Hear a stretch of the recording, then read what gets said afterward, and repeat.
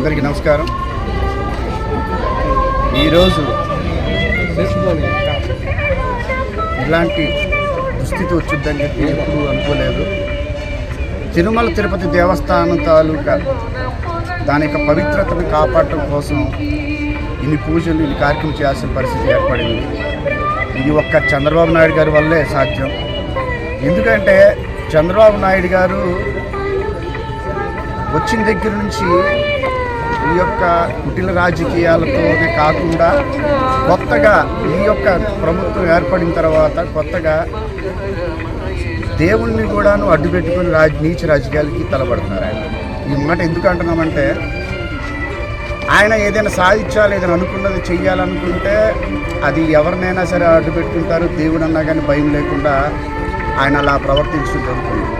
మీరు ఈ విషయం బాగా గ్రహించాలా.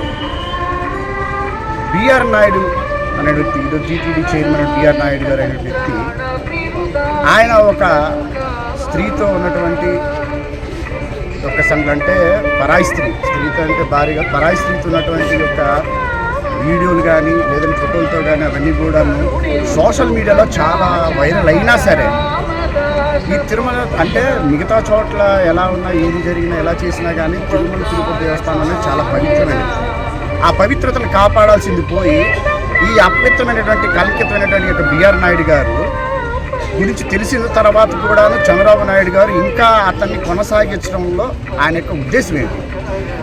ఆయనే చెప్తున్నారు కదా, అసలు యాక్చువల్లీ మాది సిద్ధాంతం లేదనుకుంటే మేము పవిత్రతను కాపాడుకోవచ్చు అని చెప్పేసి మేము ఉన్నాము, మేము ఎట్టి పరిస్థితుల్లో ఊరుకునేది లేదు అని చెప్పినటువంటి వ్యక్తే ఈరోజు తిరుమల తిరుపతి దేవస్థానం తాలూకా పవిత్రత భ్రష్టు పడుతున్నా సరే స్పందించినటువంటి పరిస్థితులు ఈరోజు మనం చూస్తున్నాం.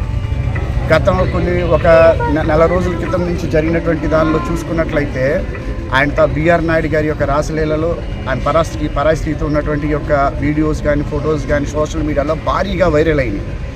ఎంతోమంది ప్రజలు, అది ఇక్కడని కాదు, నేషనల్ అంటే బయట ఉన్నటువంటి వేరే ఇతర దేశాల్లో ఉన్నటువంటి వాళ్ళు కూడా వాళ్ళు ఎంతో బాధపడుతున్నా ఇదేంటి అయ్యో ఇలా జరుగుతుంది, ఎందుకు దీని గురించి ఎవరు కూడా ఖండం తీసుకోవట్లేదు, ఎవరు కూడా దీని గురించి ఎందుకు మాట్లాడలేదు, ఆ బిఆర్ నాయుడు మీద ఎందుకు యాక్షన్ తీసుకోవట్లేదని ఎన్ని రకాలుగా సోషల్ మీడియాలో ఎంతమంది ఎన్ని పోస్టులు పెట్టినా సరే చంద్రబాబు నాయుడు గారు కనీసం కూడా చేమకుంటున్నట్లేదు.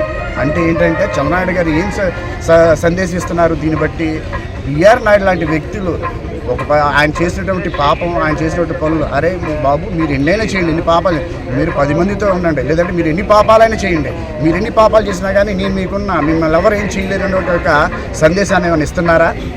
అంటే మిగతా వాళ్ళకి ఏదైతే ఈ కూటమి ప్రభుత్వం ఉన్నటువంటి ఎవరైతే ఉన్నారో నాయకులందరికీ కూడా మీరు ఎలా పడితే అలా చేసుకుంటూ వెళ్ళిపోండి, ఎన్ని పాపాలని చేయండి, ఎన్ని తప్పులైనా